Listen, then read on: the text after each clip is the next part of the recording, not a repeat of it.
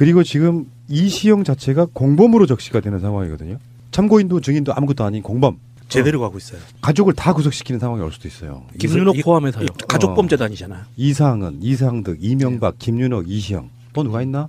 이명박으로 직접 가지 않고 다른 수사를 하면서 이상주, 조현범, 그다음에 이상득, 김윤옥 계속 더 나오고 있어요. 여기도 보고는 보고야. 왜냐면은 그냥 보통 그냥 여기가 김윤옥 여사 금광이거든. 여기도 진짜 이상득 전 의원의 장남.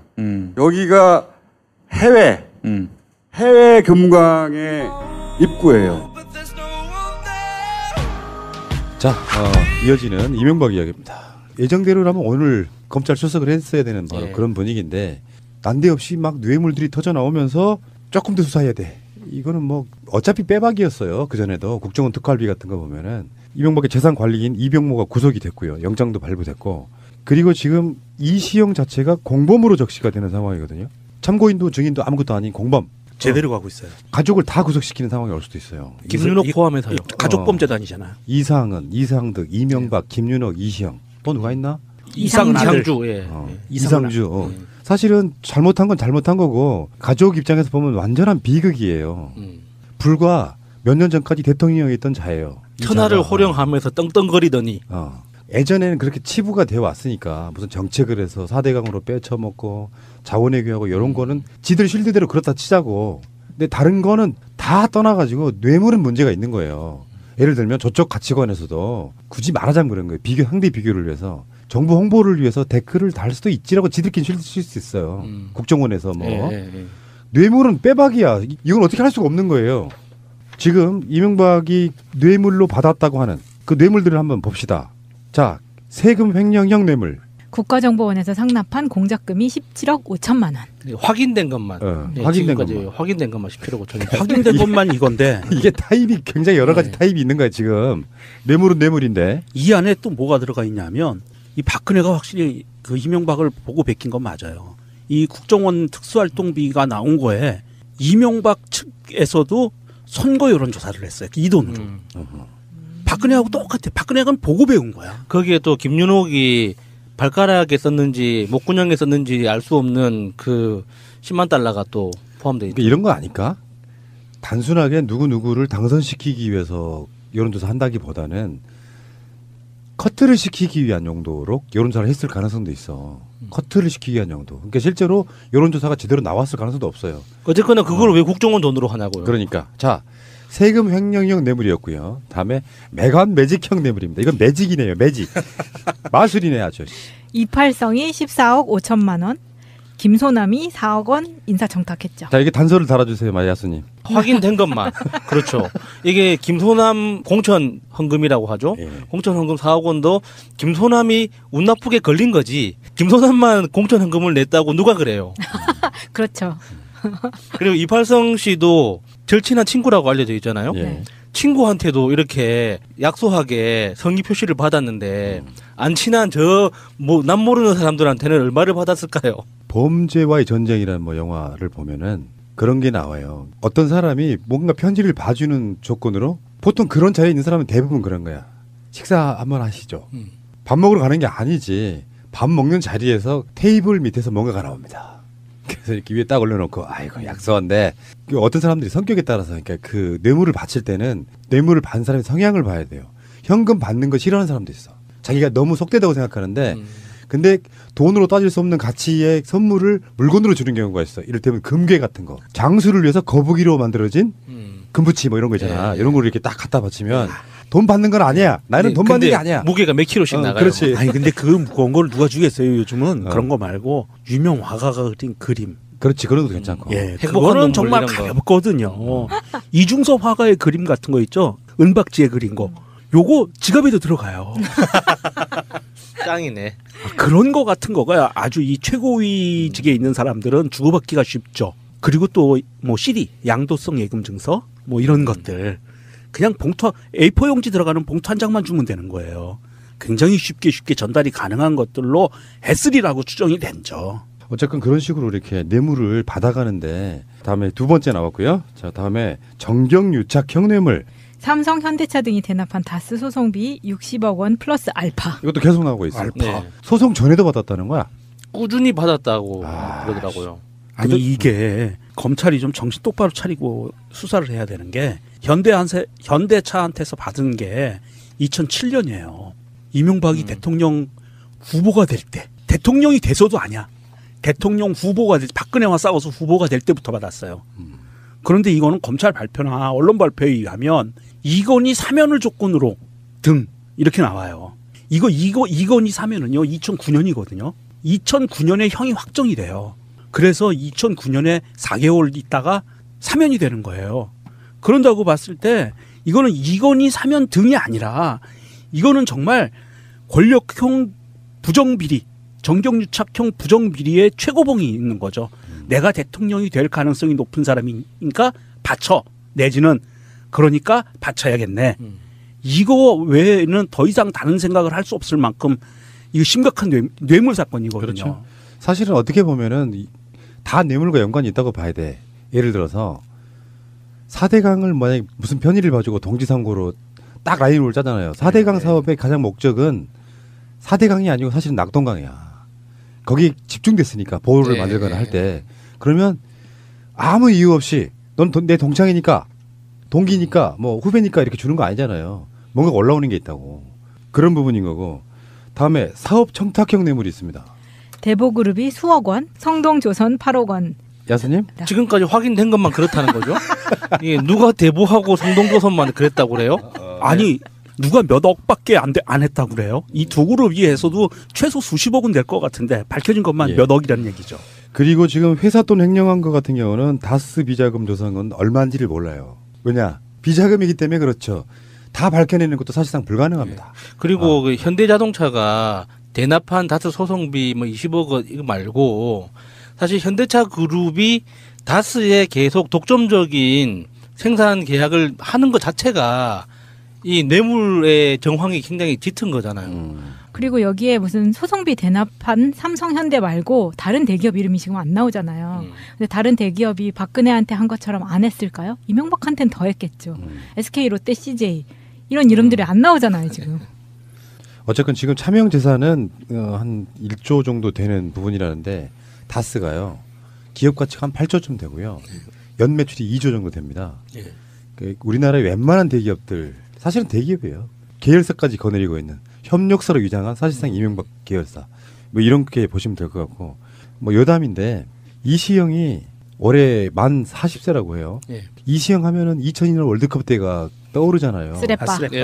네. 정확히 말하면 쓰레빠가 아니고요. 얘를 샌달이에요. 히딩크 샌달. 샌달의 반바지에 2002년하고 지금 2018년이니까 16년 지났죠. 나는 그때 그 상황을 봤어야 된다고 봐요. 그때가 이명박 서울시장 때거든요. 그런 사람이었어요. 시장이 시장으로서 역할을 하고 있는데 어찌어찌해서 무슨 이유로 히딩크 감독을 만나는 상황이 왔어요. 자기 새끼가 샌달의 반바지에 입고 오게 초청하는 것 자체가 이 사람은 국민을 위한 태도가 이런 사람이구나라고 느꼈었거든요. 어린아이란 몰라. 이미 성인이 훨씬 지난 아들이 그렇게 나타나 사진 찍게 만드는 사람이었다고.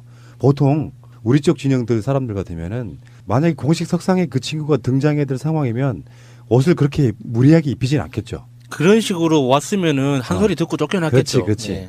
근데 그게 안 되는 사람이에요. 그런데 최근에 이런 얘기가 나와요. 이명박이 뇌물을 받던 시기가 심지어 검찰이 노무현 대통령을 수사하던 시기입니다. 그 시기에 여기저기서 뇌물을 쳐받고 계세요. 이분이. 2009년에 노무현 대통령이 검찰에 수사 막 받고 그 시작이 원래 이지원 시스템 관련한 대통령 기록물 관련한 걸로 했는데 얘는 어떻게 했습니까? 아예 대통령 기록물을 영포빌딩으로 영포빌딩에 갖다 놨잖아. 그것도 이명박이 측에서 나온 변명은 그래요. 이게 실수로 집으로 와서 이게 개인 청와대 집하고. 자료가 개인 집으로 왔기 때문에 이명박 집으로 그래서 영포빌딩에 보관해 놓은 거래요. 그러면서 개인 짐하고 섞였고 의도가 있었던 게 아니라고. 웃기는 소리 하지 말라. 그거 바로 반납했어야지. 이게 의도가 이렇게 없는 거지. 되냐면은 이렇게 봐요. 나는 틀린 말 아닐 수도 있어.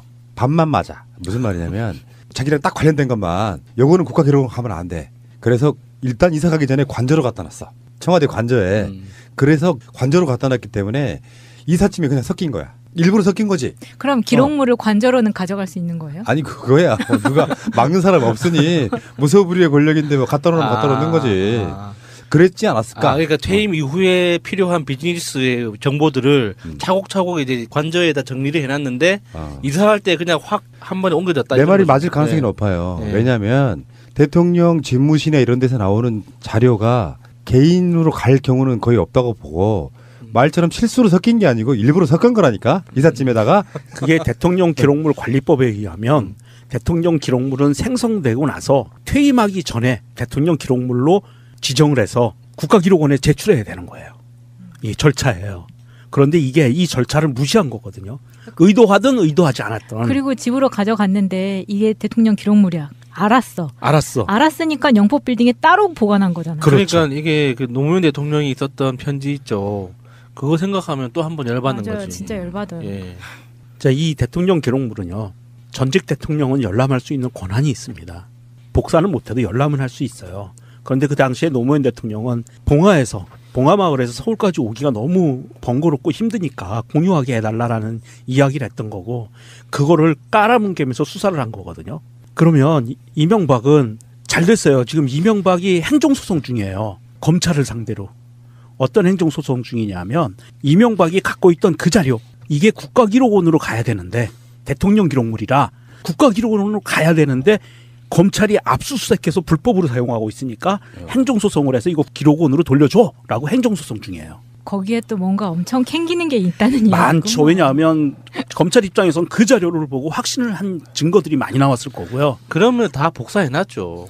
그리고 기본적으로. 이게 근데 행정소송이 잘못된 게 행정소송의 주체는요. 원고가 되려면 원고적격이라고 그래요. 행정소송을 걸은 사람이 이명박이 소송을 걸 수 있는 권한이 없어요. 어차피. 지금 현재는 전직이기 때문에 국가기록원장만 소송을 걸 수 있어요. 근데 이명박이 걸은 거야. 그러면 이건 판사가 뭐라 그러겠어요? 이 재판이 시작되거든요.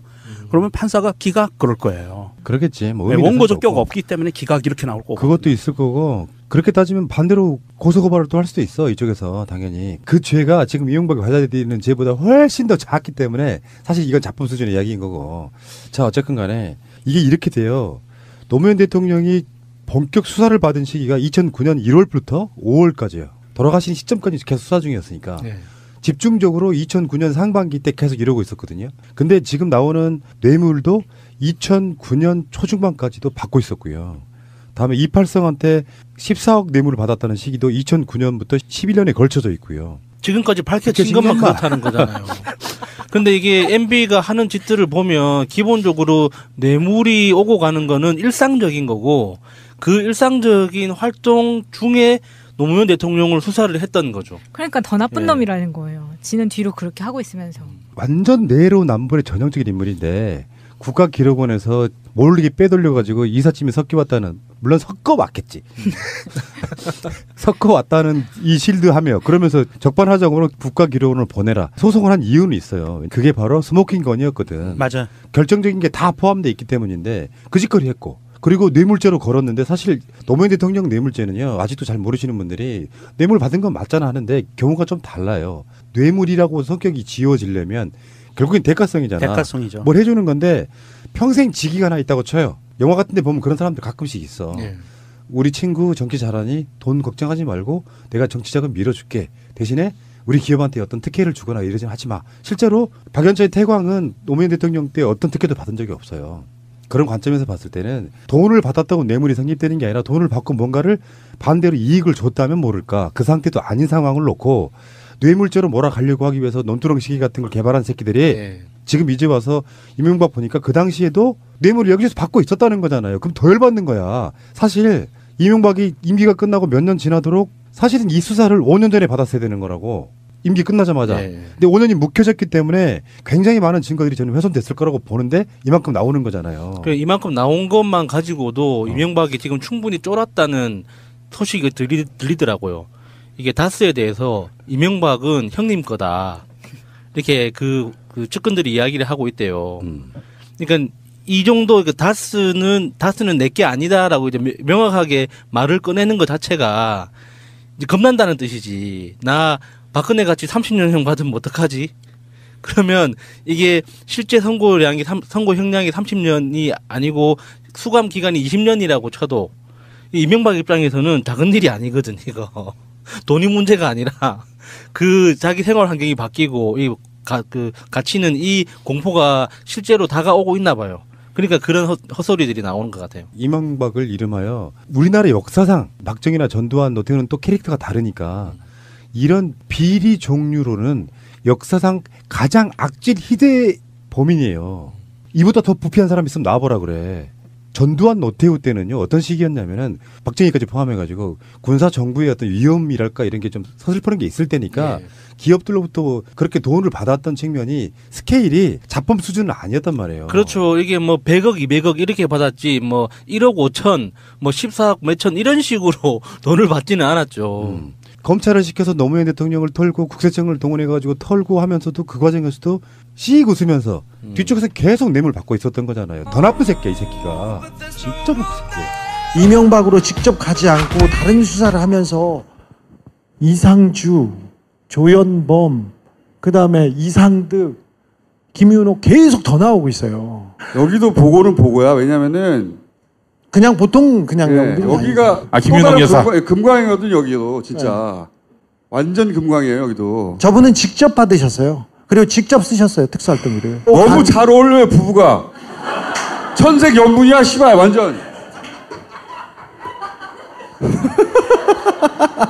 이렇게 잘 어울릴 수가 있나 막. 응? 아무런 갈등도 없겠다. 그래서 이명박한테 가는 과정이 지금 더디고 시간이 지체됐다고 생각하시는 분도 있겠지만 근데 그 과정에 훨씬 단단해지고 그 주변 사람들이 되게 괴로워졌어요. 야, 최순실은 우리 각하가 했던 거에 비하면 장난이에요. 네.